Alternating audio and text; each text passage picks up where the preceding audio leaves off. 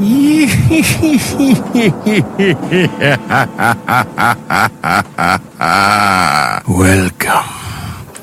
to Biff's Mystery Theater. I have many tales to tell you. Ghost stories, murder stories, and tales that will make your bones chill.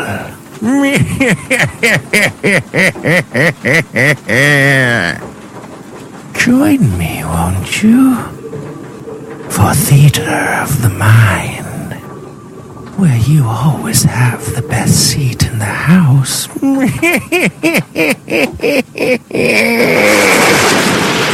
Now close your eyes and turn off the lights.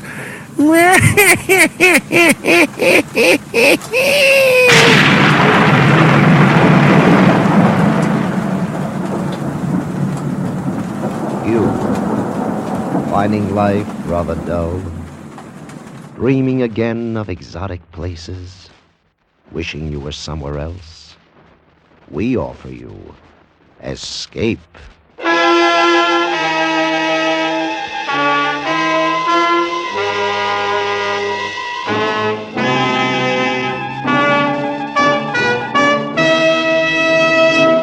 Escape with us now to the barren wastes of northern Mexico and the story of a fortune in cash to be had for the asking, as Anthony Ellis tells it in his exciting story, This Side of Nowhere.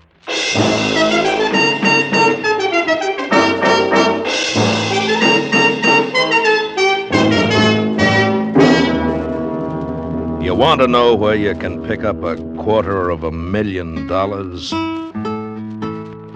Well, I know a place. The money's in $100 bills. The last time I saw it, it was all in one place, and the people who had it were the friendliest people in the world. That is, if you don't mind their particular kind of friendship.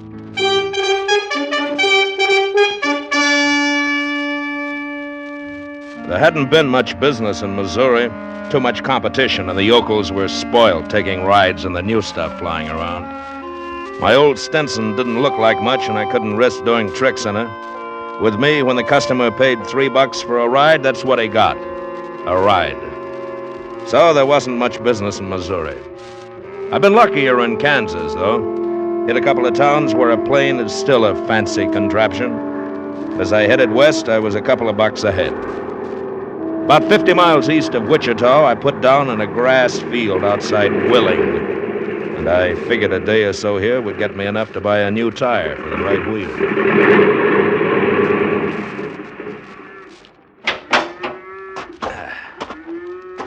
Al, hello there. Is this your field? Say, that was pretty.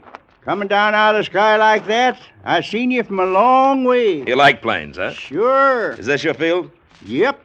Down Spur's Bogan Stream. Well, look, I'd like to make a deal with you. That so? I'll be here for a couple of days. Let me keep the plane here, and I'll give you $5. 5? Well... And a free ride. Mister, you got a deal. My name's Bill Maydew. Shake.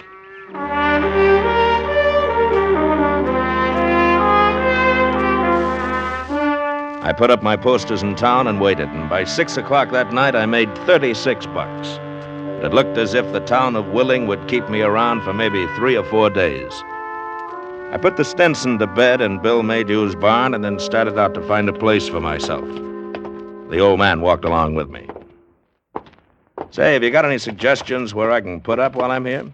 See that flying red horse sign up there? Yeah? Well, right across the street is Maydew's Willing Hotel. Nice and quiet. $2 a night. Breakfast 50 cents. Oh, yours, huh? Yeah, it ain't fancy, but it's restful. Got a city woman staying there, down from Kansas City. No? Taking a rest. Oh, that sounds fine. Hey, we're having steak for dinner.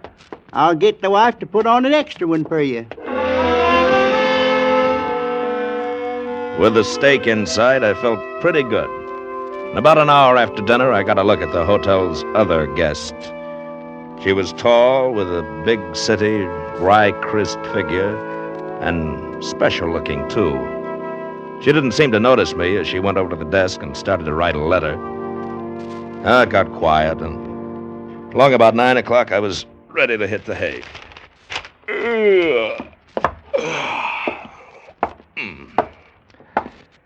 Excuse me. Yeah? You're the man with the plane, aren't you? Yes, that's right. Name's Gannett. Mr. Maydew told me about you. Oh? I'm Phyllis Naylor. Well, it's nice to meet you. I wonder if you'd do me a favor. Why, sure. I wanted to go to Wichita tomorrow, but the bus service is so bad I'd have to wait until afternoon. Oh, you want me to fly you? Yes. Well, that's about 50 miles. I'd lose business here. I'll pay you $50. 50? Well, I wouldn't lose that much. Let's make it 25. If that's what you want. Can we leave early? Anytime. 7, okay? I'll meet you down here at 7. All right. So long.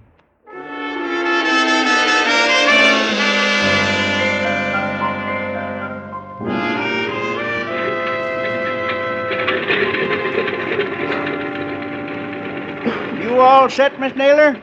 Shall I put your suitcase on the plane? Oh, no thanks, Mr. Maydew. I can manage. We'll miss you. Come and visit us again sometime. Yes, I will. Well, let's go. I can come along and keep you company, Mr. Gannett. Okay, it's all right with me. No, I'd rather he didn't. Well, it's your ticket. Anything you say. I'll take you up when I come back, Bill. A couple of hours, huh? I'll wait for you. Hustle me up some business, huh? So long.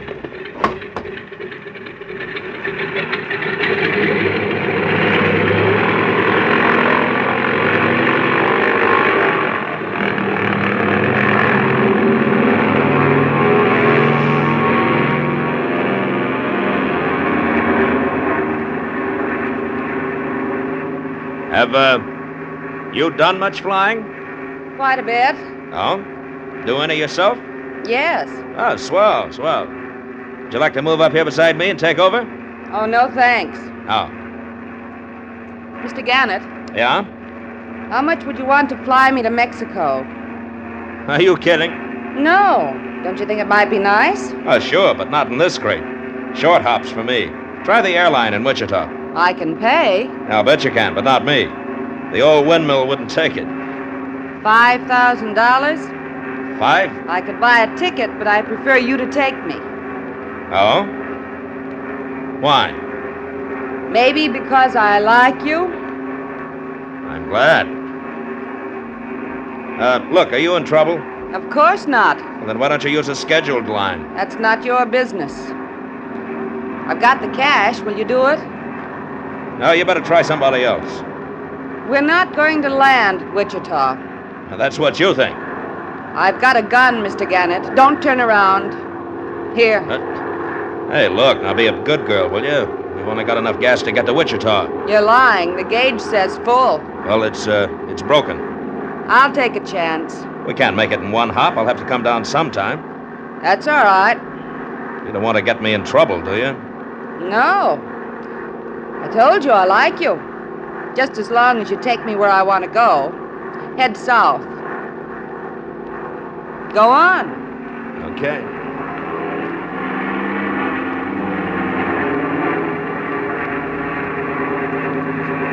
Where do you want to go? Torreon. Well, that's over 1,000 miles. We'll never make that. I think we can.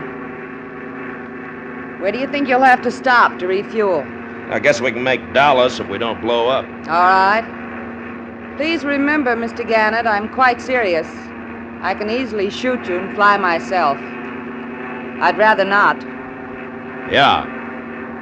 I'll remember.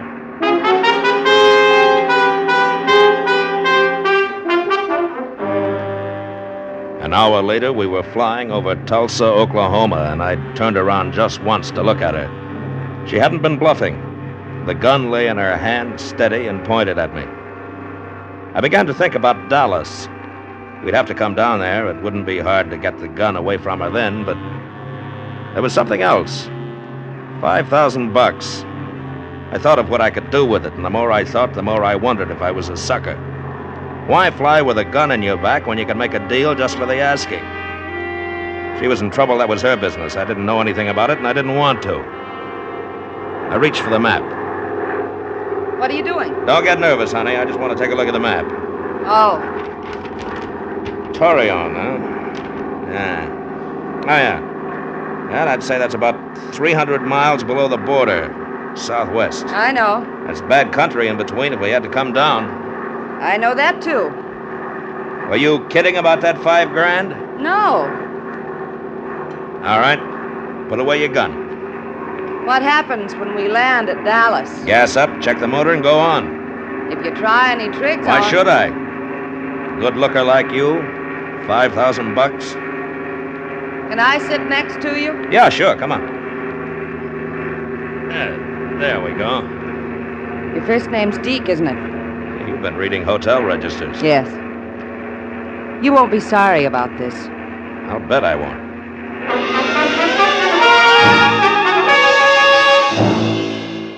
I was proud of the old windmill.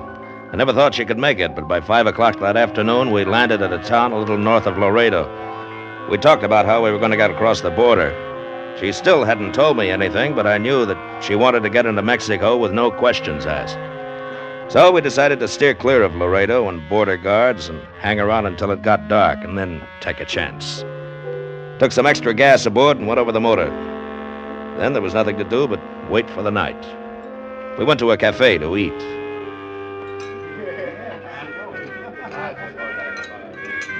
Ooh, it's hot. That's the American idea of Mexican food. Unless it burns your tongue off, it's not the real thing. You done much night flying? Oh, plenty. Used to be with a commercial outfit. No. They fired me for fighting with a passenger. That was before the war. Flew B-24s out of England, then came back. Now I'm too old for jets and too independent for commercial jobs, so I'm just a sky bum.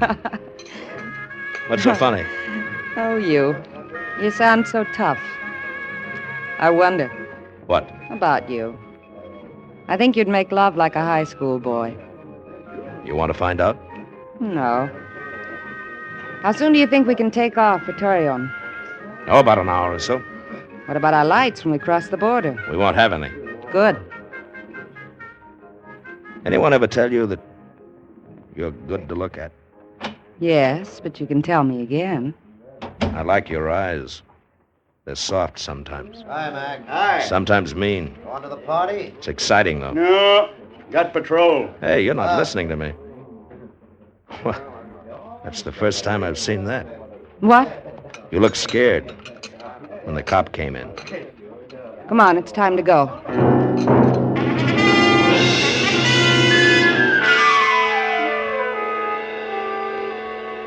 We took off soon after dark. I took her up to about 8,000 feet, and we crossed the border. Next stop, Torreon.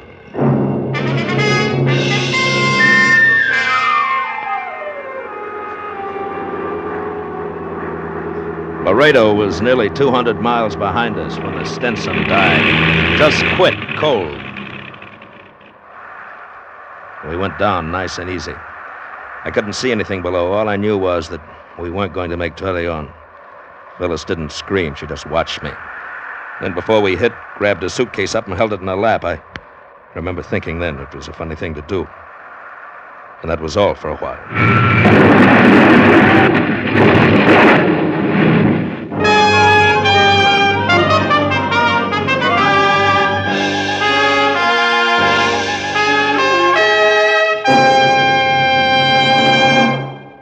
Escape, under the direction of Norman MacDonald, returns in just a moment. You may hail from Harvard with a Ph.D., or you may come from PS00 with an E- average. It makes no difference. You're always welcome at Our Miss Brooks class on CBS Sunday nights. For Our Miss Brooks is played by Hollywood's Eve Arden, the star whom the nation's radio editors just voted Woman of the Year. Now in her third successful season as the romantic schoolteacher of Madison High, Eve Arden will have you out ringing the bells for class every Sunday once you've heard her. Join her tonight. Class meets on most of these same CBS stations. And now, back to Escape.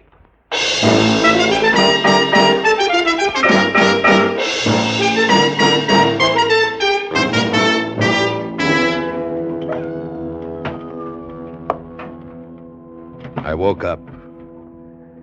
For a moment, everything was a surprise. I was alive. It was getting light. A lock of the girl's hair was falling over her eye. I reached out for it, felt it. It was wet. bloody. She was alive, but I couldn't tell how much. I looked at my watch. It was 4:30.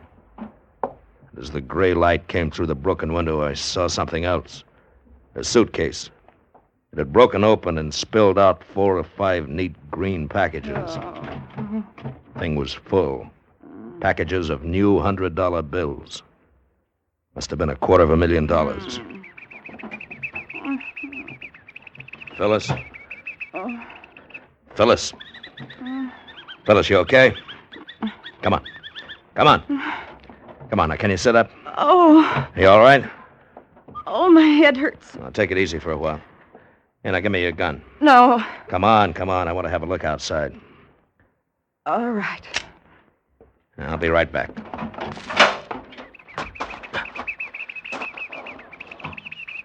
So we'd come down in a kind of basin, and all around were ridges and low peaks. It was rough country, all right. From what I could see, mean. I had an idea water was going to be a problem. As far as you could see, there was nothing but cactus and yucca trees. I started back for the plane, and that's when I saw him, sitting under a bush, his hat on his knees. Good morning, senor. He was round, and his face was the color of sand. In his smile were lots of flashing white and gold teeth. I guess he was mostly Indian. He had the happiest voice I'd ever heard. You've had a terrible accident, senor. I'm so glad you're alive. How long have you been here? Since earlier. How much earlier? Oh, much earlier, senor. Why didn't you try and get us out? If you were dead, one must await a reasonable time to allow the spirit to depart. Oh. Well, I'm glad to see you. My name's Gannett. Gannett? Mm-hmm. You're American? Yeah. Oh, good. I love the Americans. They're so rich. I am Esteban. I will help you. There is another in the machine with you? Yeah, a girl. She's hurt. We take her to my village. There she will be taken care of. I'm so happy that you are alive, senor. Where are we? A little from my village. No, I mean, how far from Torreon? Torreon? It is many days from here. Oh. What's the name of your village? El Cielo. It means heaven, senor. You will like it. My people will be so happy to see you. Come, we must help your friend.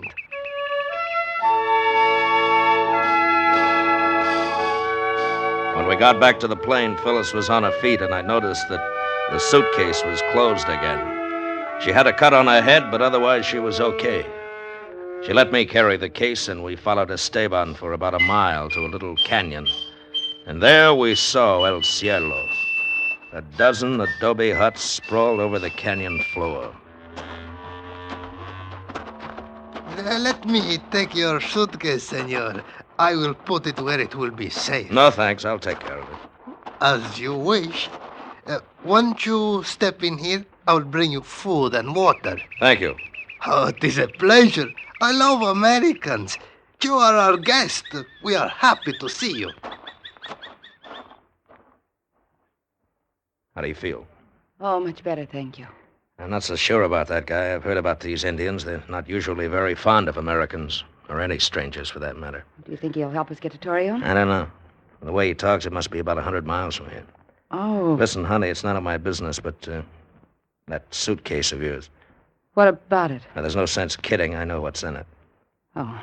It's a good idea not to let these people know. They steal, not the way we do, but because they feel it's right. Americans are rich, and anything they've got must be valuable. They see nothing wrong in it. We've got a gun. They'll soon not have to use it. You want to tell me about the suitcase? No. Okay. We let it go at that. Esteban brought us food, and afterwards we met the rest of the village. They were very polite. Too polite. I couldn't figure it out. Maybe I don't trust people, but nobody can be that happy to see a stranger. Yeah, they gave us a hut for the night, and after the dogs had quieted down, it got very quiet. You asleep? No. How's the head? Fine, thanks. I'm sorry about this. It's all right. We're going to have to get out as soon as we can. These people Do you are... think they'll make trouble? I don't know. They're just too happy. There's something wrong, the way our fat friend looks at you. Maybe he thinks I'm pretty. Yeah, maybe. What are you going to do about it? Look, in the morning, we're going back to the plane. There's a chance I can do something to fix it up. Just a chance. Oh? Yeah. Well, You were telling me something back at the cafe in Laredo. About me? yeah, I was, wasn't I? I guess you're not very scared about all this, are you? I don't want to think about it. You ought to be thinking about it. Deke. Look, we're in a tight spot. I don't care. But I do.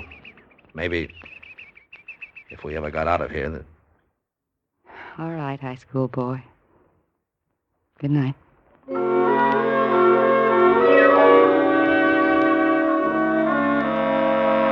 The next morning, Esteban went with me back to the plane. It was still there. That is, most of it. Of course, they'd taken everything movable from inside, stripped the rubber tires off, stolen the prop. Now I know why I hadn't trusted them. What about it, Esteban? Senor? Nice hospitality. I wanted to patch her up. Senor, some dirty thieves must have come out of the night and done this Yeah, thing. you can say that again. Surely you would not suspect my people. Oh, no, not your people. I'm so happy then. Well, we'll have to rent a couple of your mules. Maybe you'll guide us to a town that's got a bus or a railroad or something. You have money to pay for these things? Little, yeah. We talk about it maybe tomorrow. Now we go back to the village. We didn't talk about it tomorrow or the next day or the next. Esteban always made some excuse. We weren't prisoners, but wherever we went, there was always one of them watching. Just watching and smiling. But there was something about those smiles. It was on the 5th day that things really went wrong. The villagers had left our hut alone, and I guess we got a little careless about the suitcase. Phyllis and I had been up to a ridge 4 miles away to take a look at the country and our chances for hiking out. When we got back, it was almost dark. The suitcase. What? It's gone. Well, I'll be... They've stolen it. You think it's funny? Stop it. Stop it! I'm sorry, but... What's that for? Don't you see how funny it is? $250,000 stolen by Indians? Where are they going to spend it? On what? Got to get it back. You help me. I'll share it with you. You will? Yes. Listen, you might as well know.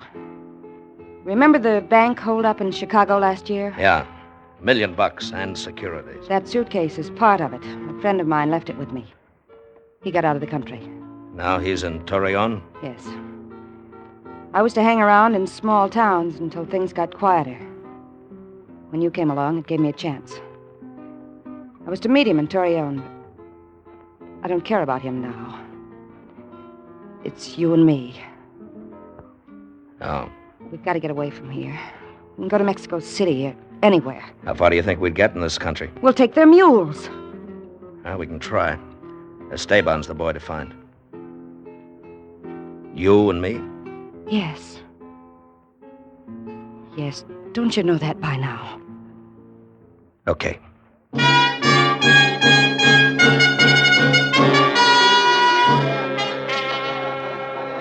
Senor, what can I say? No one has been in your house. It is unthinkable. Look, do you know what this is? It is a gun, senor. Yeah. Only the rich can afford such things. I'm telling you to round up that suitcase or else. Now tell your friends. I mean it. Now go ahead. El americano dice que tenemos que devolver la maleta. Si no, se va a enojar mucho y nos fusilará a todos, incluyendo a los niños. ¡Tenemos muchas! Well? They say they are very much afraid. Get me the suitcase. We brought you here when you might have died in the desert. Surely you would not harm us. That's a lot of double talk. You brought us here to steal us blind. Senor, you have made a terrible accusation. We're very unhappy. Perhaps you would care to search the village. You get that suit. Now, what's the use? There wasn't any use. I couldn't shoot them down in cold blood. I knew I'd never find the suitcase. I also knew that we had to get out of there. We'd lost the money, but at least for the moment we still had our lives. I asked Esteban for mules. Senor, a terrible thing has happened. Last night the mules strayed away. We have none left. It is a great loss. So I could call him a liar. He was, too, but I couldn't find the mules. That decided it. I'm afraid of them. Yeah, I don't like the way Esteban's been looking at that ring of yours. We're going to have to make it out on foot. Well, anything's better than staying here. Oh, if I only had that map. Oh, well, I don't think they'll try to stop us. We'll start tonight when it gets cool. You better get some sleep.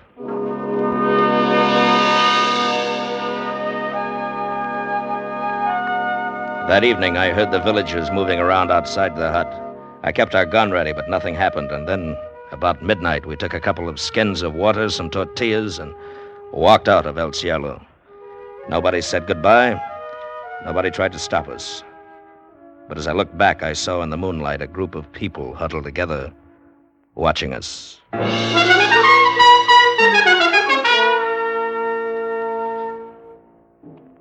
We walked for 3 days. Desert, heat, night, and cold. Then the water was gone. How you doing? Oh, all right. I'm thirsty. But try not to think about it. Can we rest a minute? Hey, better not. Not yet. Try to get to the hills. It's only a few miles. Oh, it's hot. It'll be hotter. Now save your breath. Deke! What? Don't move. Don't move. It's a Gila monster. All right now, fellas. Don't move. Just don't move and I'll blow his head off. Now keep still. That's it. Keep still. Ah! Ah! It bit me! It bit me! Oh, Deke! Ah! Ah!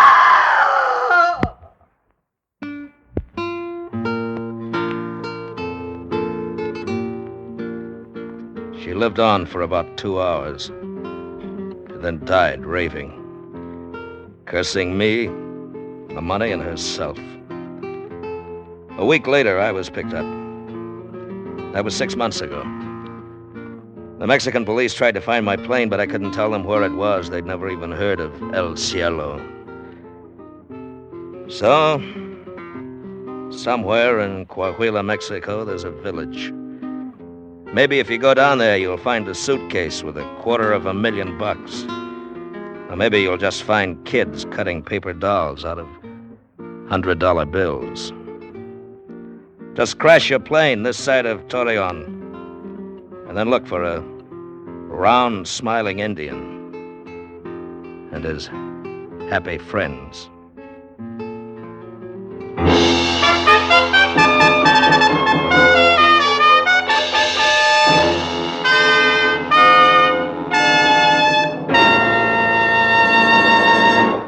Under the direction of Norman MacDonald, Escape has brought you This Side of Nowhere by Anthony Ellis.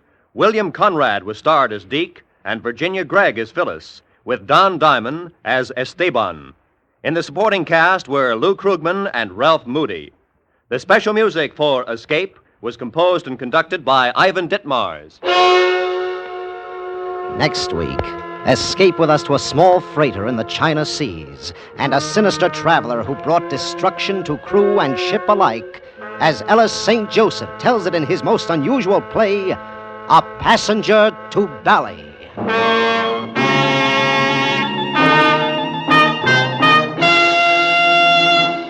Later this afternoon, Georgia Gibbs and Nancy Reed will join Frank Sinatra on his hour-long CBS program. You'll also meet Arthur Godfrey with the latest edition of his Sunday Afternoon Digest, and J.C. Flippin with another entertaining session of Earn Your Vacation.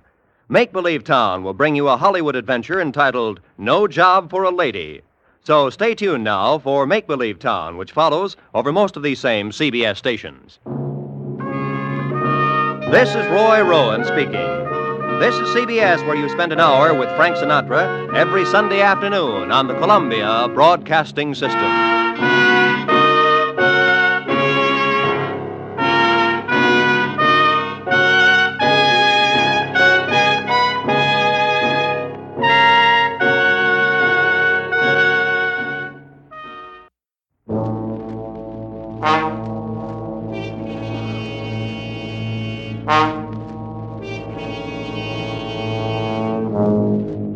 You are speeding through the Turkish night on the Taurus Express. You are alone and unarmed, and somewhere on the train is a calm killer from whom you must escape.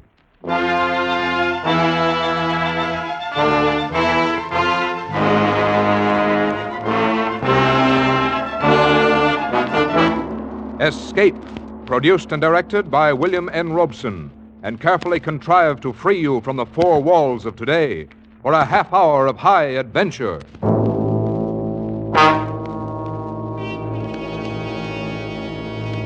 Tonight we escape to Turkey and the Taurus Express, which carries a shipment of death. As Harold Lamb told it in his exciting story, 3 Good Witnesses.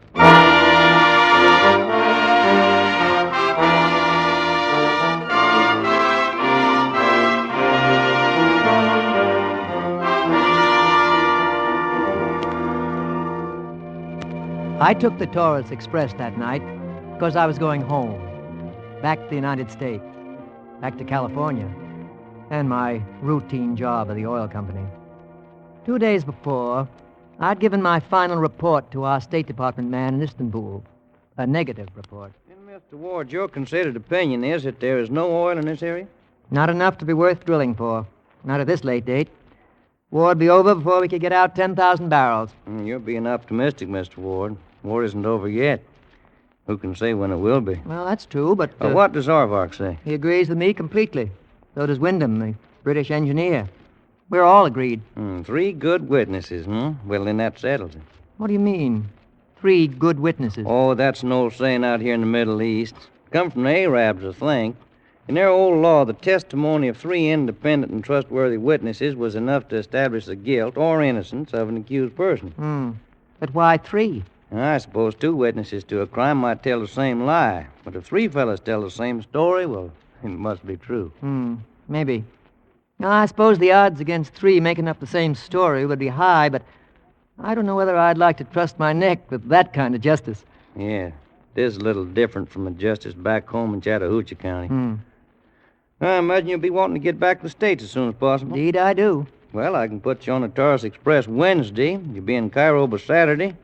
Get an ATC plane that'll have you in Washington 3 days later. Istanbul to Washington in less than a week. It's a small world, isn't it?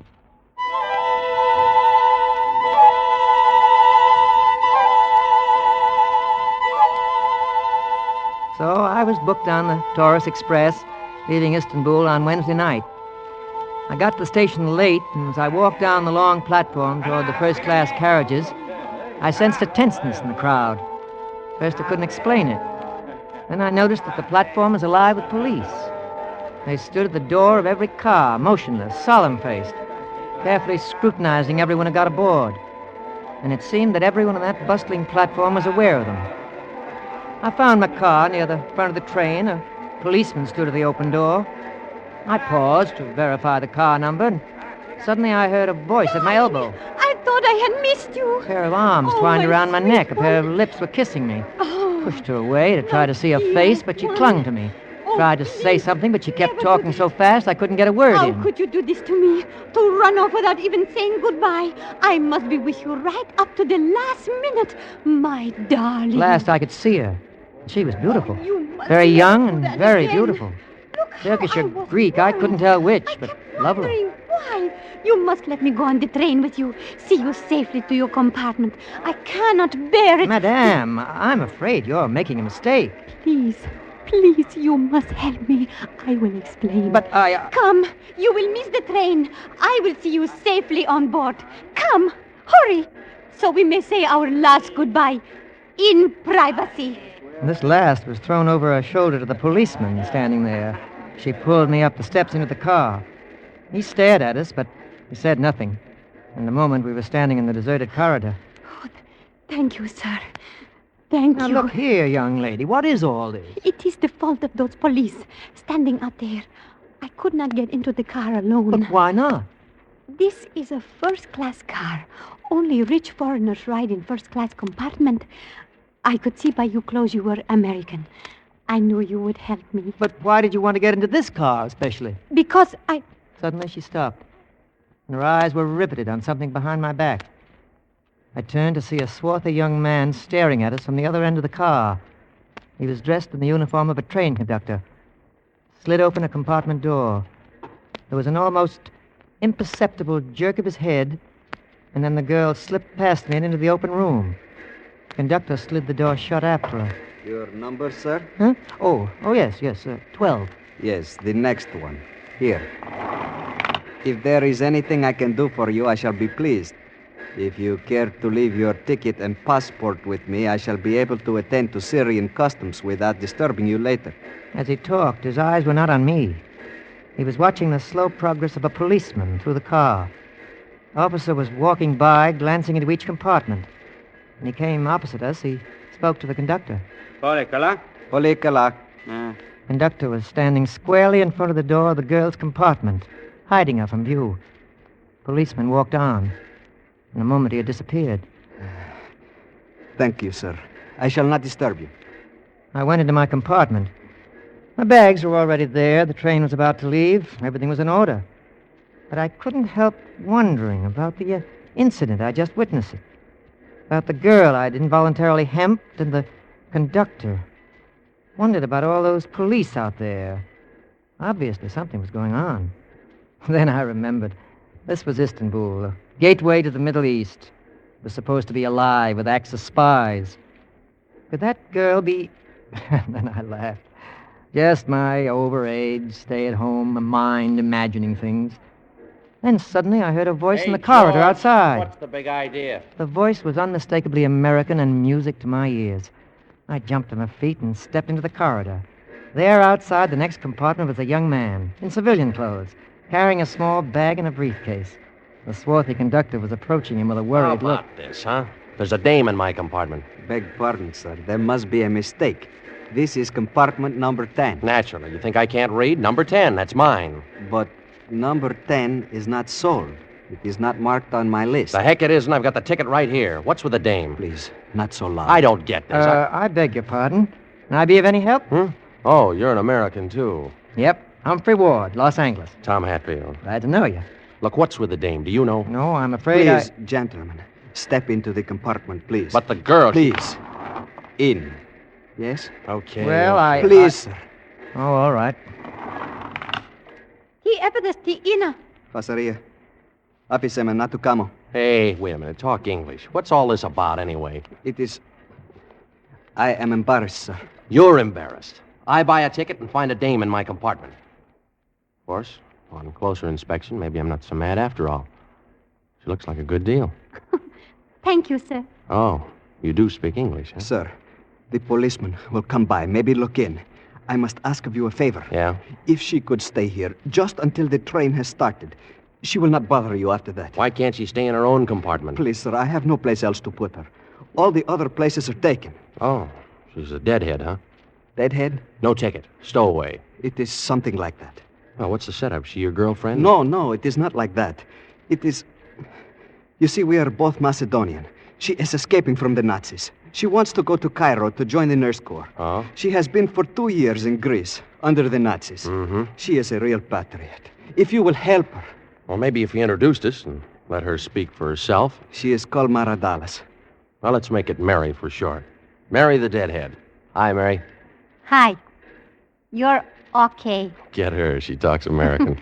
I spent 2 years at the American school at Thessalonica. I work with Red Cross in Greece during the fighting. Right so? I like Americans. I want to go to United States. Who doesn't? I want to learn to be a real nurse. You will help me. Americans are always kind. Mm-hmm. This gentleman here, he helped me get on the train. Naturally. Now you will help me. Okay? Okay. Thank you, sir. Now, I must go before the policeman gets suspicious. Gee, this may turn out to be a pleasure. Looks like you don't need me. I'm in the next compartment. Maybe we'll get together later. Sure. I'd offer you a seat, but we're sort of crowded already. Mary and me. I went back to my seat laughing mostly at the silly idea I'd had that maybe Mary the Deadhead and her conductor friend were spies of some sort. Obviously, they were harmless. As harmless as I was. And that was completely harmless, confound it. I looked out the window as the train slid out of the station, leaving Turkey, leaving the war, going home. Back to complacent safety. Men were out here fighting and dying. They'd get no help from me. Me, overage and useless. I felt pretty sorry for myself.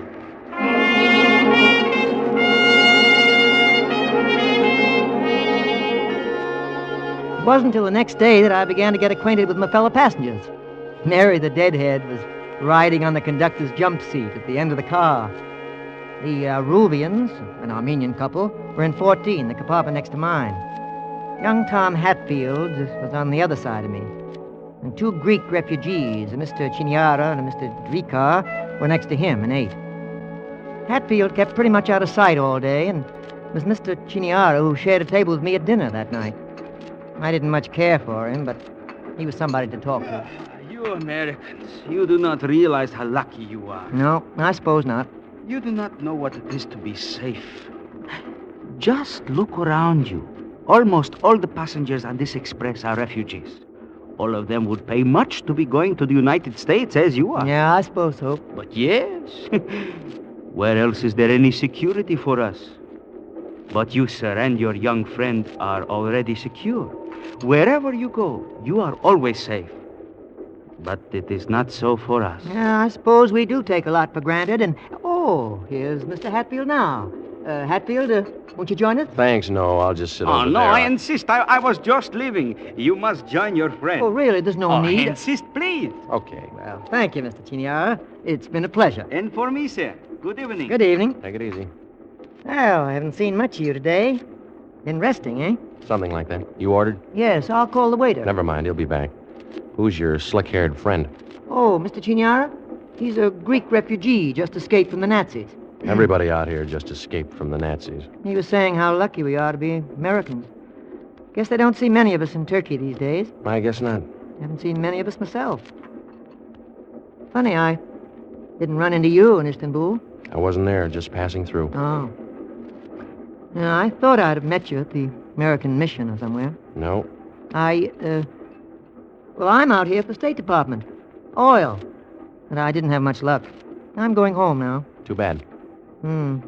Plenty of things for us Americans to do out here, though. Like, oil and other things, you know? Of course, they give the unimportant stuff to has-beens like me. Leave the good stuff for young fellas like you. Okay, Mr. Ward. Huh? What? Okay. I'm Tom Hatfield, Frankfort, Kentucky. White, Protestant, 26, unmarried.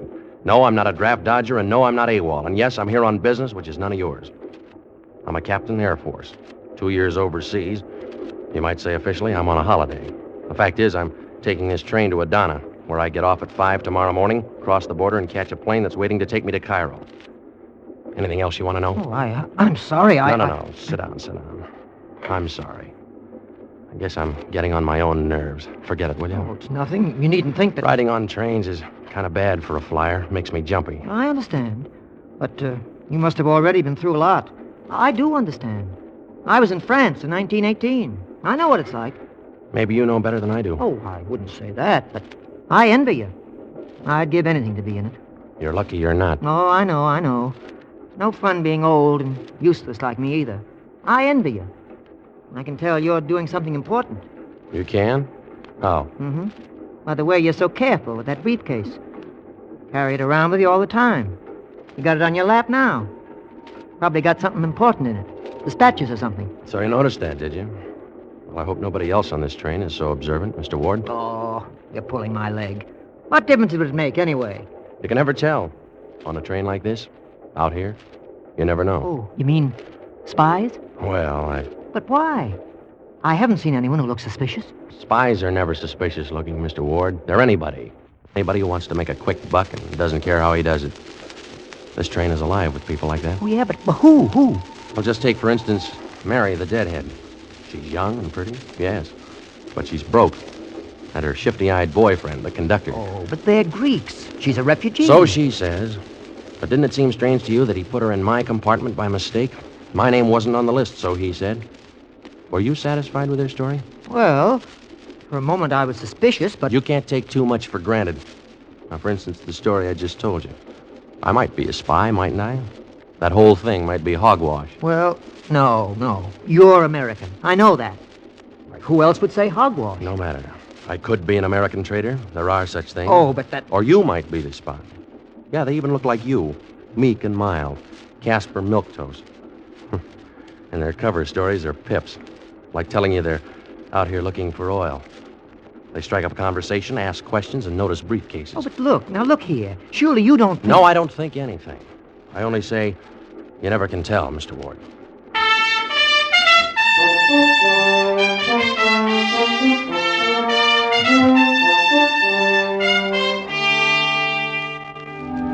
Of course he was kidding me, pulling my leg. But I didn't really mind. I liked him. And he had a right to be cocky and flip. He was doing something for the war effort.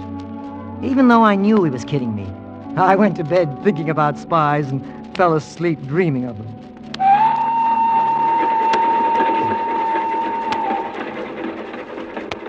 Then very suddenly, I woke with a terrible sense of urgency. There was something that I must do. I looked at my watch. It was 10 minutes to 5. The train was dark. Everything was quiet.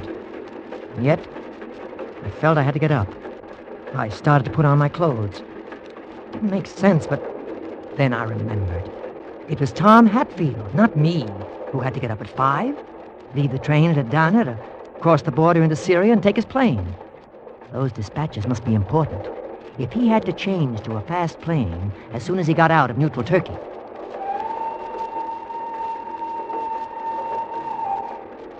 When I stepped out into the dimly lit corridor, it was deserted. I knocked on Hatfield's door. No answer. I tried the handle. The door slid open into darkness. Something was wrong. I switched on the light and went in. Tom Hatfield lay there in the bunk asleep. Hey, Hatfield! Rise and shine. We're coming into Adana. You've got to get off. I shook him. He didn't move. Then I saw blood on his pillow and on his head. I looked around quickly. The briefcase was gone.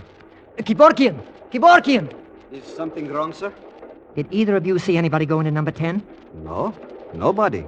Who should go? Look, do you have keys to the doors? But no, there are no keys. They lock from the inside, a sliding bolt and chain. Nobody can get in once they are locked. Yeah, that's what I thought. I knew Tom Hatfield would have locked that door. Somebody must have gotten in some other way and left that corridor door open as a false clue. But how? Then I noticed the door which connected to number 8. I tried it. It was locked. This didn't make sense. But through my mind was racing one thought. American dispatches have been stolen. Tom Hatfield is out. It's up to me. I searched the room. I found an automatic under the mattress, but no briefcase. I heard the train start up again. We were leaving Adana. I looked again at the connecting door. Then I got it. The bolt was fastened on the other side of that door, but on this side it was not. That meant that someone could have come in through number 8. I knocked on the door. I heard a movement, and then the bolt slid back and the door swung open. I was face to face with Mr. Chiniara, and he was staring at the gun in my hand. What is it? What is that for? The briefcase. The bag of my friend. Is it here? Briefcase? Bag? We have here only our valises. This door has been opened. Something is missing. Oh, if you have lost something, I pray you to look. I know nothing of it. Come in, please, and look. All right, I will. I'm not accusing anyone, but I just want to be sure that...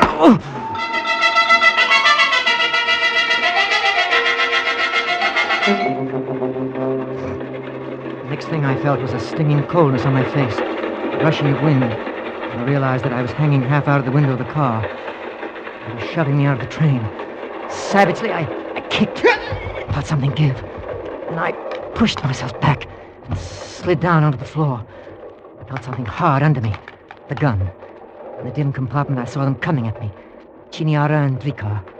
I raised the gun.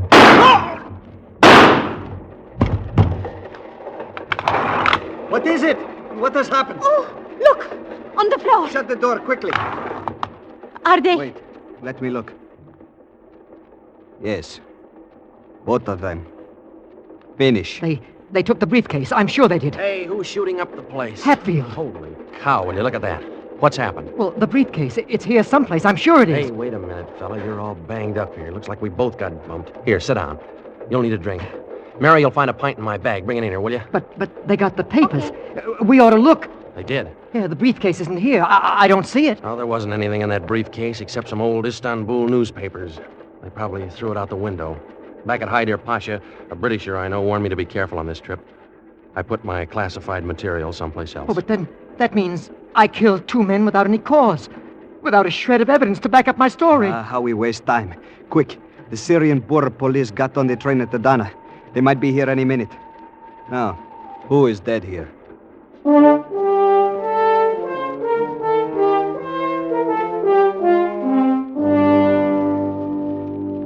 Mary, the deadhead, took me into Hatfield's room and carefully administered first aid to my cuts and bruises. But Kevorkian and Hatfield were busy in number 8. What are they doing? Never mind.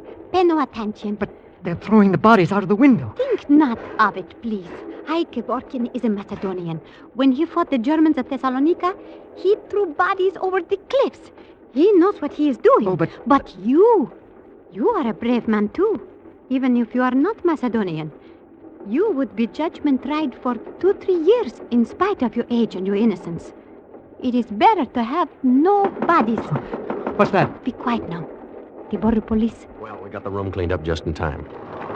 Number 8, Miara and Rika. She has their passport. I forgot. No, they are not here. I can tell you about Chiniara and Rika. This man here, Mr. Ward, he is American general in disguise. Secret Service.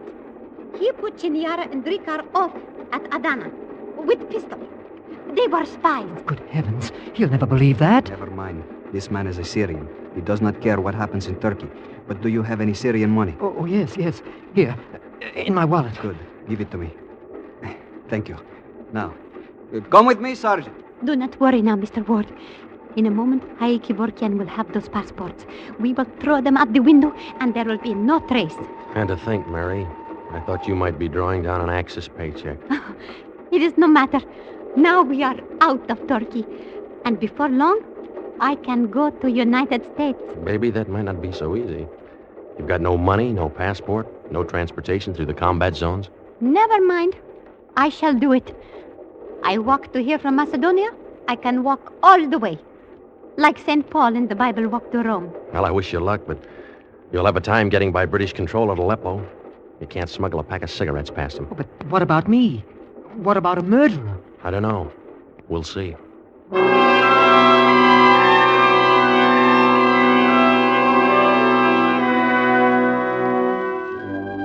was morning when the train pulled into Aleppo, the station where British control came on. The trip had been pretty awful, with Tom trying to act as if nothing had happened, and with me staring into that empty room, imagining Chiniara and Drika sitting there staring back at me. Maybe they had been spies, maybe not. Now they were dead, and I was in trouble. We knew that the minute the train stopped. A soldier stood outside our windows and said, Look here! Everyone remains in his place in this car. We waited silently for many minutes. Then a British major in khaki shorts stepped in. Behind him I saw Kevorkian and Mary the Deadhead standing in the doorway. Good morning, I'm Radcliffe. I'm looking for 2 missing passengers identified as Greeks, Chiniara and Drika by name. Oh, come now, they seem to have been in the next compartment. And here. What became of them? Were there 2? Young lady. Yes, sir? You weren't in number 8, were you? You don't seem to have any other place, nor a Syrian entrance visa. Please. I sat down in the corridor. It's quiet. Conductor, don't you remember 2 passengers booked through to Aleppo? One was a stout man, bookseller, who escaped from Greece 10 days ago. The other was... Those. They descended from the car at Adana. One was fat with slick hair, and the other... yes. Really? I say, isn't that a bullet hole in the wall up there? And you, sir, Mr. Ward, isn't it? How did you hurt your forehead? An accident. I bumped into Oh, yes, quite. I should tell you that the Armenian couple in number 14 heard shots just after passing Adana. They were so frightened they locked themselves in until now. It's no use. I shot them. Both of them. They hit me first. Please realize that I'm not joking. My orders are to find those 2 pseudo-Greeks wherever they may be. Wait a minute. You said pseudo-Greeks? You mean, Major, you want to find them? Mm-hmm. And how, as you Americans say. But why? Because we're advised by Istanbul that certain Axis agents have been working out of the Balkans with identification as refugees. These 2, Tiniara and Dikar, were on this train. Our man on the train saw them throw something out at Adana. They hardly threw themselves out. No, we did that. Your man at Haida Pasha tipped me off to expect trouble. Really? So they were agents. Certainly they were spies. I knew that. No Greek would be fat like Chiniara after only 1 week escape from the Germans. And no Greek would have hair oil from Paris? Well, that being the case, will somebody start telling the truth? I will. This mild little gentleman, knowing nothing of the war and fighting, he killed you 2 men in a gunfight. How you say, like nobody business. And now, please, he is still suffering from shock. So will you please give him a plane direct to Cairo where he can rest? And this American courier, he is late with dispatches. He must have a place in the plane too. And since I cannot enter Syria without the passport, will you please put me also on the plane? Because in Cairo, I can get a job as a nurse with the Ella Greeks from Macedonia who are there. And maybe God will then give me a way to go to America, like he passed St. Paul through the Taurus gates. Is it a deal, Major? 3 places on the first plane, and you have your men like the Royal Canadian Houthis, only dead. The plane could be arranged, of course, if... All right, Mr. Ward. Tell him. Tell him. With the eyes of that amazing girl on me, my courage came back. I told him my story, completely, in every detail. He listened carefully and took it all down on his pad, and afterwards he said... That story, Mr. Ward, is not one bit of evidence to support it. By your own statement, the evidence is buried in the snow on the slopes of the Taurus Mountains. Nuts. I tell you, I helped check it out. And I examined the 2 men. I am a trained nurse, and I said they were dead. And for identification, I, a soldier of Macedonia, can swear that their passports were the men you say. Very well. I'll ring the aerodrome. The evidence of 3 good witnesses is sufficient.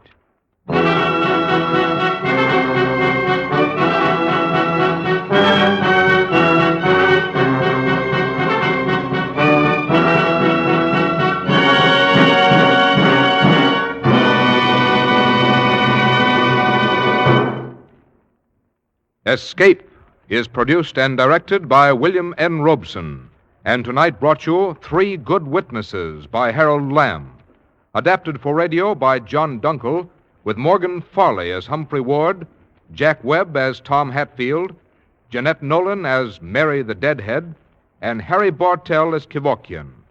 Music was conceived and conducted by Cy Fure. Beginning next Sunday night, Escape will be heard at a new hour, 10 p.m. Eastern Standard Time.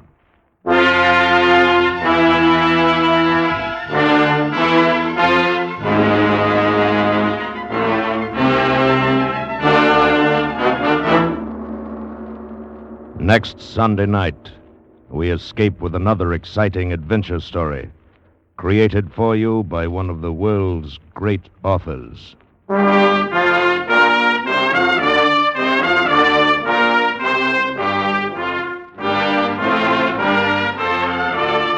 Good night, then, until 10 p.m. Eastern Standard Time next Sunday night, when again we offer you Escape. This is CBS, the Columbia Broadcasting System.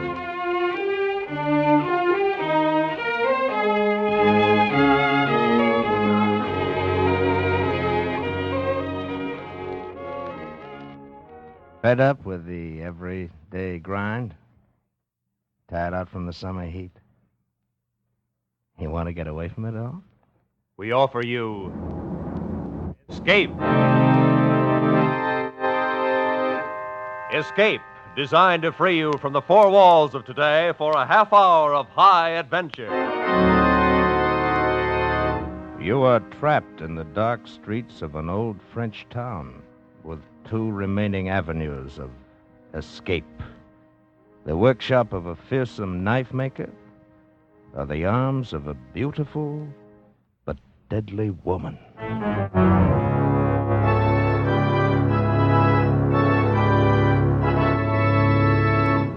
Tonight, we escape to the south of France and to the manhunt of a master criminal, as Vincent Starrett told it in his unusual story, The Fugitive.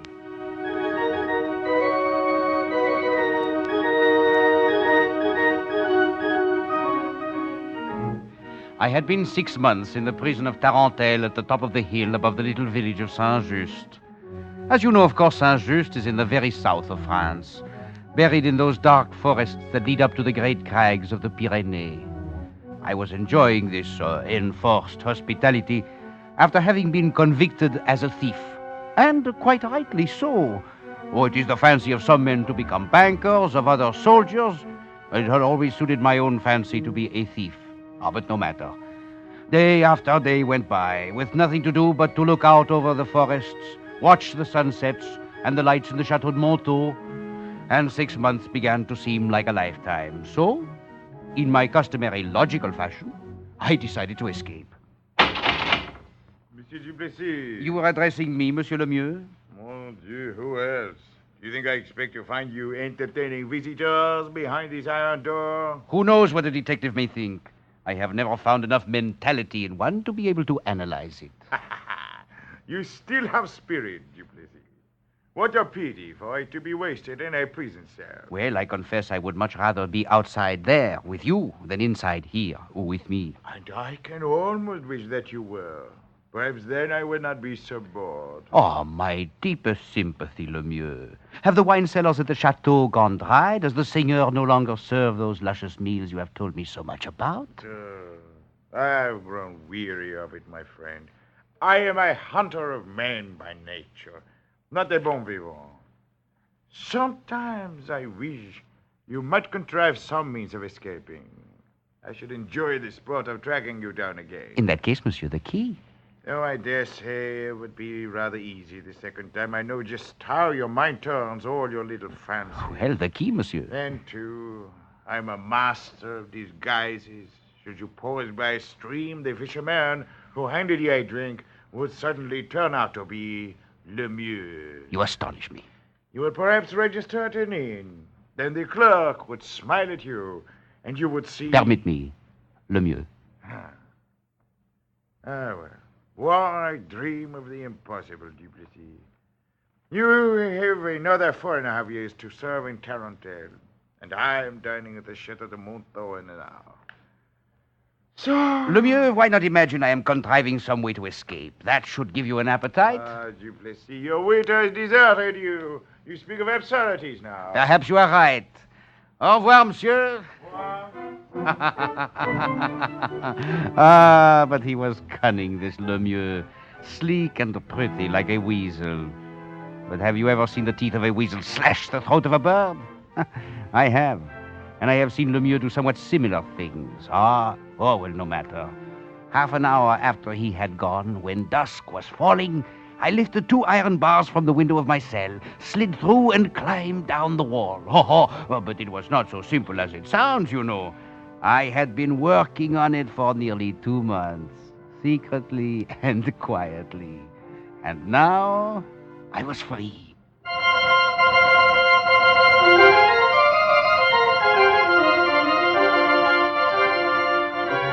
I slunk furtively and fearfully through the underbrush, making my way rapidly toward the village of Saint-Just at the foot of the hill. Behind me, at any moment, the great gun would boom from the walls of Tarentelle, informing the world that one of the prisoners had made an escape. Ahead of me, faint flares of lightning warned of a storm to come, while my heart beat a pace with my footsteps. I thought to myself, how terrible indeed is this business of freedom. How much simpler it is to be in prison.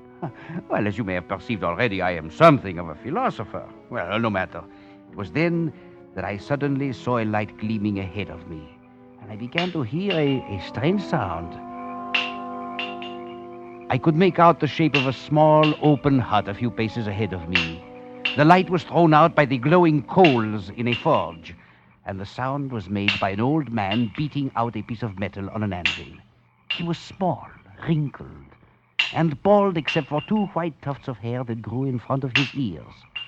As I drew near quietly, I could see that he was making a knife, and that other knives hung on the walls of the hut, and I had no weapon, and I began to wonder if, by some means, I might steal one from him. Come in, my son. Huh? It may start raining any moment. Well, merci, monsieur. I'm a stranger hereabouts. I lost my way in the wood. No need. I understand. You are a maker of knives? Oui, monsieur. You would like to have one, perhaps. Well, old man, the fact of the matter is that being a law-abiding citizen, I really have little need of a knife. However, they are pretty, and the forest is very dark. But I am at the moment without funds, so... There is no charge, my son. Here, look at this one. Ah, it is a beautiful knife. Try the edge. It is quite sharp. Mon Dieu, you are right. This weapon would suit a king himself, or a prince of thieves. You are a philosopher, my son. Or a thief. But what? There are words engraved on the blade. On one side, reason, and on the other, irony. Reason and irony. You're something of a philosopher yourself, old maker of knives. I use different words on different blades, but the quality is always the same. It fits well in my hand. Then take it. It is yours. With such a blade, a man could fight his way through hell itself. I should like to see the look on the face of Monsieur... wait. You are not by any chance Lemieux. Aha! The great gun in the wall of Tarentelle. Some prisoner has escaped. No, my son. I am not Lemieux. Why do you ask? I thought for a moment, but no. No, of course not. Well, I must be off, old knife maker. I have a long way to go, and it is starting to rain. My deepest gratitude for your generosity. Oh, we shall meet again, my son. Tell me then, after you have tried the blade. Of course. Adieu, monsieur. Au revoir, Duplessis.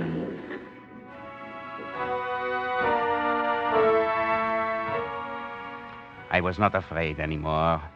The rain smashed and splattered in the trees, and the dark shadows became old friends.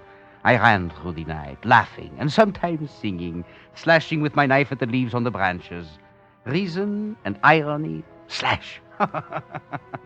I forgot the prison behind me, forgot everything except my goal. A tiny cottage standing at the very outskirts of Saint-Just. Marie Simard would be waiting there where I had left her. Soft, warm, beautiful Marie, of whom I had dreamed every night in that cursed cell. We would go into the village together, then to the inn of Paul Despard, and with the bag of jewels I had left with him, escape to the Spanish frontier, to freedom.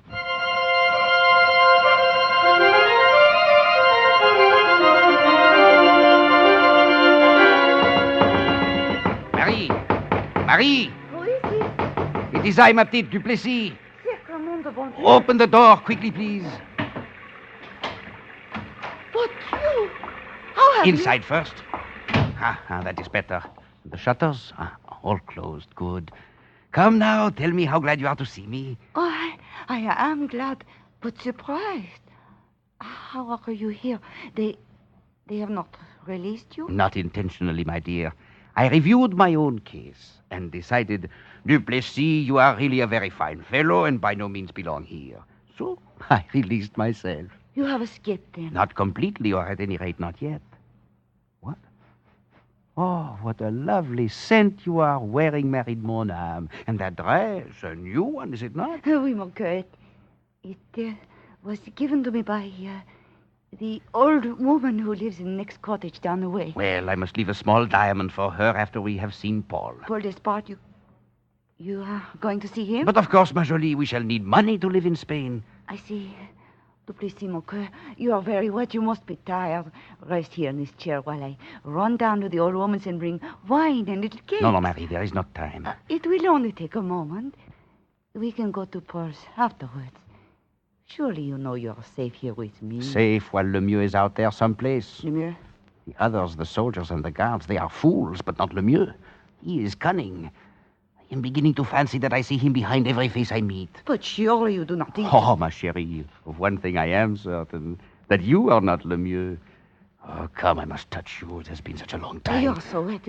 Perhaps I should go borrow a dry coat for you. No. The rain has stopped. I shall be dry by the time we reach... The little ring I gave you. The one with the heart. You are not wearing it. I put it away. I did not wish to wear it until you were with me again. Which I am from this moment on, ma petite. So... No, Duplessis, this is no time to waste. We must leave now and hurry. We'll go to Paul Despard's this moment, now.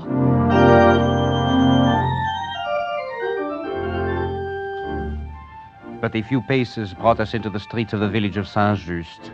We moved quickly, and I kept the collar of my coat turned high on my face. Soon we were making our way among the handful of patrons who still lingered at the tables of the inn, talking in the light of candles held in empty bottles. I kept my hand on the knife beneath my coat, but no one glanced up as we crossed to the far side of the room. There he is, at the little table in front of the office. Oui, ma jolie, so he is, and not changed a bit. Paul? Marie, what a surprise. I had no idea that you might... Duplessis. Bonne nuit, mon ami. Duplessis, what in the name... There is no time, Paul. Take him in the office. But of course. I have things which must be done. I shall be back very shortly, Paul. Oui, I understand. Come, Duplessis. Hurry, Marie. I shall hurry, mon cœur, never fear.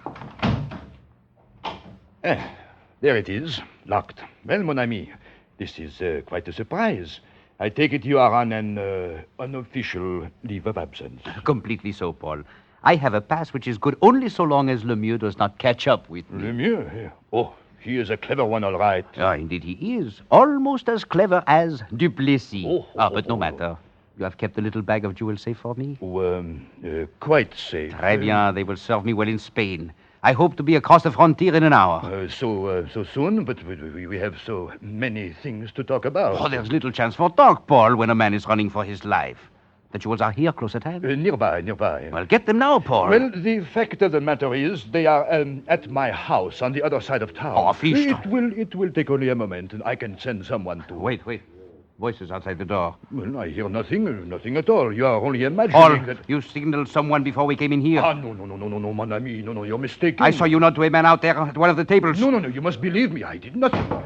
Stay away from the door. I called you, my friend. The crowd will break down that door in a moment. You had better give up. You are a fool, Duplessis. And an hour from now, you will be back in Tarentelle, where you belong. I doubt it, Despard. They have not yet found the back door, but either way, you will not know about it. A knife. No, the Duplessis. No. Away from that door. No, you cannot. Murderous beast.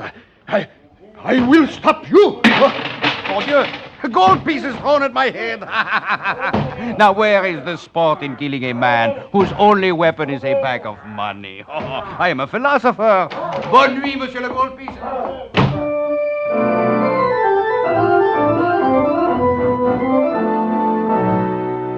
I ran down the dark streets from the back of the inn, turned corners, dodged away from the shadows.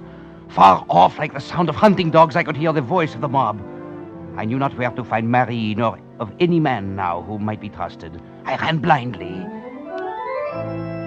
One direction was as good as another, and the things of reality became clouded with those of imagination, so I could no longer tell them apart. Such is the great fear of the hunted, which knows only to run from one unknown to another unknown, but always to run and run and run. I had come to an unfamiliar part of the town, into an open square with a building facing me. People moved past slowly, but they paid no attention, and I knew they were not part of the mob which followed. Then I saw that all of them were going through the door into the great building. The cathedral. Voila, what a place to hide for a moment. I joined them and was carried along in the crowd.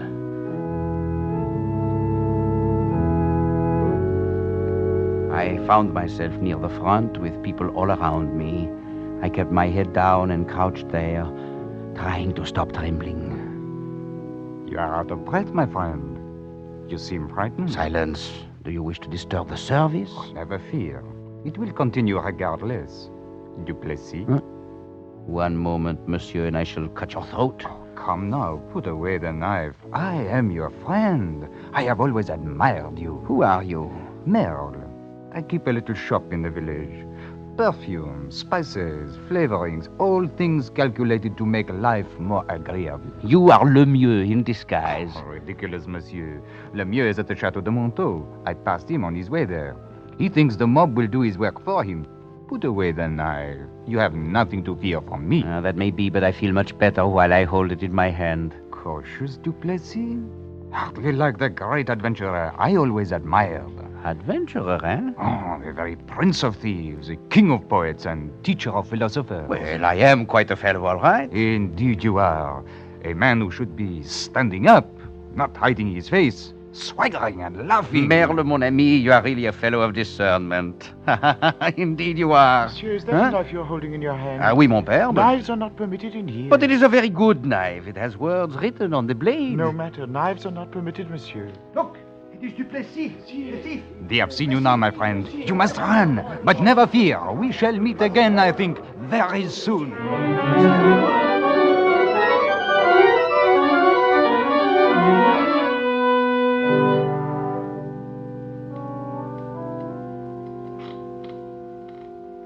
I escaped from them again and found myself finally on the outskirts of the far side of town. I knew not where to go next. I looked up and my eyes fell upon the lighted windows of the Chateau de Montaut, standing alone above the countryside at the very top of a point of rock. A sudden thought occurred to me, brazen and audacious. What better sanctuary than the very chateau where Le Mieux himself waited for word of my capture? I smiled to myself in the darkness and then began to climb swiftly up the face of the rock.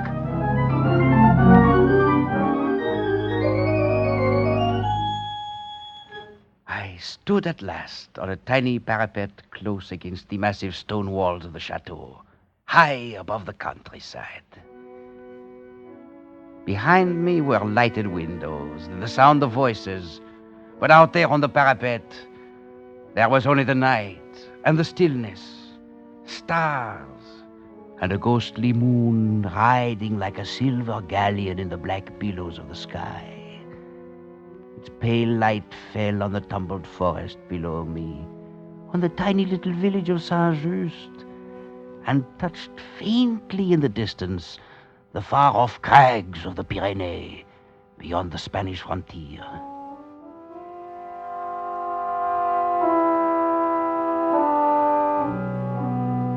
I do not know how long I stood there, looking down upon the world. Perhaps I was a little mad by then, of that I'm not quite sure. Suddenly, I saw someone coming toward me on the parapet. They had not yet seen me. Bonne nuit, mademoiselle. What? Who is it? It is I, Marie Duplessis. Huh? What are you doing here? A very good question. As a matter of fact, I think I shall use it myself. What are you doing here? I came here to find Le Mieux after I lost you, of course. And you found him, I trust? Oh, oui, mon coeur is inside in the banquet hall with the others. I thought that if he should find you, then I would be there to help. How thoughtful of you, ma jolie. But to help whom? But you, of course. Oh, how can you doubt me? Oh, very easily. This night, in fact, I believe I could doubt the universe itself. Oh, no, chérie. You only say such things when you are fancying yourself a philosopher. Or a fool, which is much the same thing. But here, look at you. Another new dress. The Old woman is very good to you, Marie. I am quite grateful to her. And did she also give you the ring, my dear? The ring? Oui, the ring you are wearing.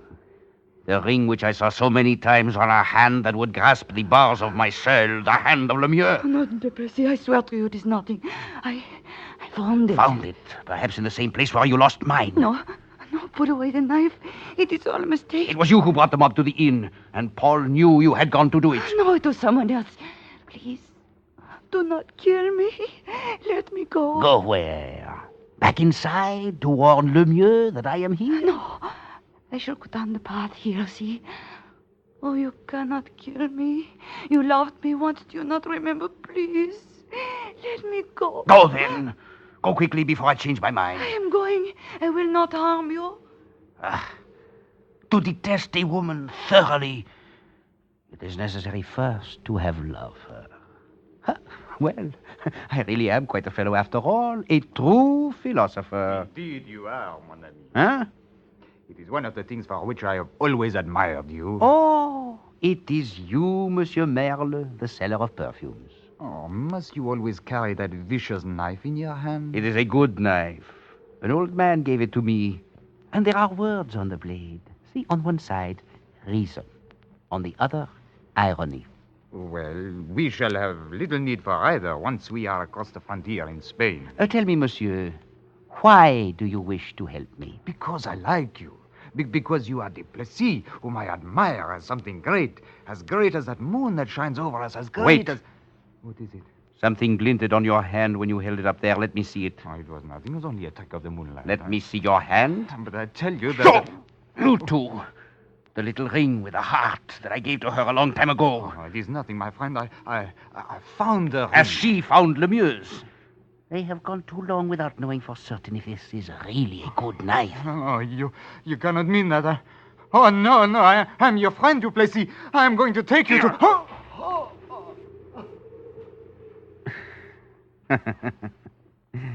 Take me where, monsieur? Now we shall see whether you can fly without wings. Alors, voilà. C'est là. There. Down and down and down. By heaven, it is like a scene from a play. This parapet is stage, the moon for a spotlight, and a body pirouetting through space. True enough, my son. But you should not have killed him. Huh? The weapon was made for stronger opponents. Well, old maker of knives, you said we should probably meet again. He is gone out of sight. And there are only the stars and the night and the moon. What now, Duplessis? I do not know. Spain, perhaps? Lemieux would follow, and there would be another Marie, another Paul, and another Merle, waiting in Spain to tell him where you were. Have I escaped from prison to find this? Is everything false? Is there no man left in the world who is true? I am only a knife maker. Well, it is a good knife. It worked very well. You have not yet tried it against Lemieux? No, you are right.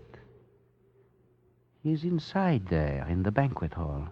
It will not be an easy thing, my son, but I know not how to warn you. You must find it out for yourself. Warning? When has Duplessis ever had need of warning? Merci, Monsieur le Knife Maker, for your excellent intentions. And I shall find out for myself. Now. The stone corridors of the chateau were empty, though as I drew nearer I could hear the sound of voices in the great banquet hall. I made my way quietly to a low balcony overlooking the room, and soon was peering through the drawn curtains that screened off the table below. Lemieux was there, and Paul, and the seigneur of the chateau. Marie had come back somehow, and there were others too. Lemieux was talking. And the people from the town are beating the bushes of the forest. Duplessis will be captured sooner or later, that I can assure you. I know the fellow. Know how his mind works. That's why I do not even bother to chase him. He will trap himself. Most certainly you are right, Monsieur Lemieux. And the sooner the better. More wine, ma chérie? Merci, cher Paul. I dare say you will rest a bit easier, Monsieur le Seigneur, once the fellow is taken. Why do you say that? Look at those paintings on the walls, ma petite.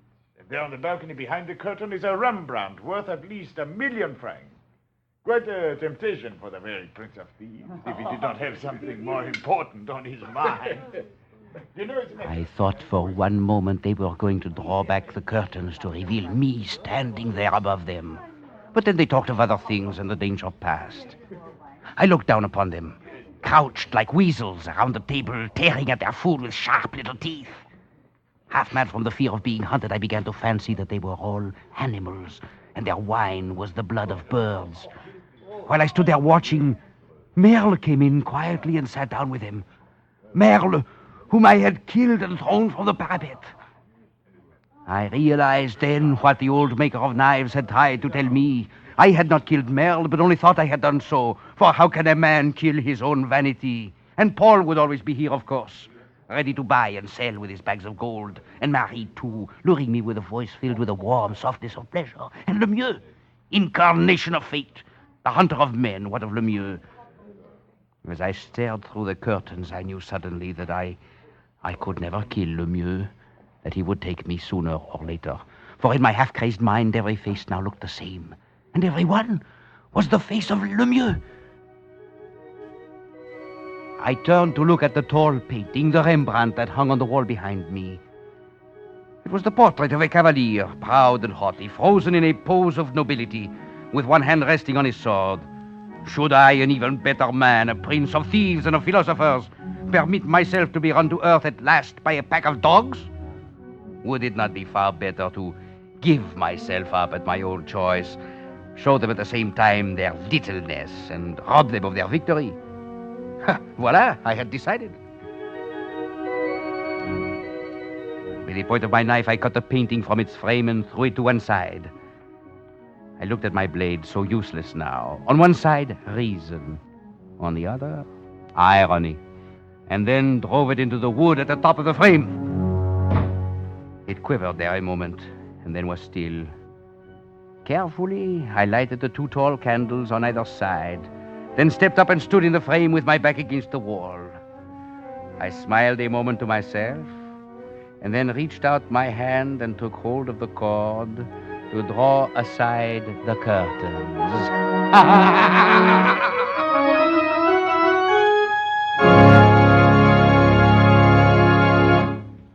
Escape is produced and directed by Norman MacDonald. Tonight we have brought you The Fugitive by Vincent Starrett, adapted for radio by Les Crutchfield, with editorial supervision by John Dunkel. Featured in tonight's cast was Louis Van Rooten, with Ben Wright, Gloria Blondell, Barry Kroger, Wilms Herbert, and John Daner. Special music by Ivan Ditmars. Next week. You were trapped aboard an ill-fated ocean liner, captained by a dying man, while a mysterious passenger, haunting you, menacing you, seems intent on sending you to destruction.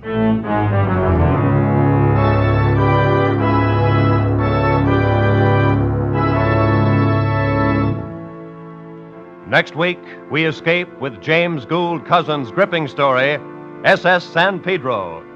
Good night, then, until this same time next week, when once again we offer you Escape.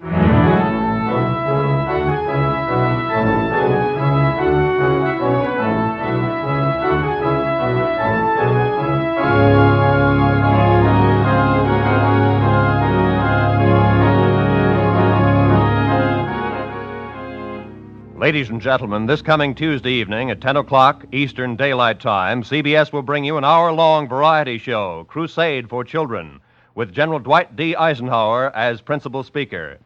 It's a problem concerning every American, the hungry children of Europe. Remember, 10 o'clock Eastern Daylight Time, Tuesday, August 17th. Roy Rowan speaking. This is CBS, the Columbia Broadcasting System.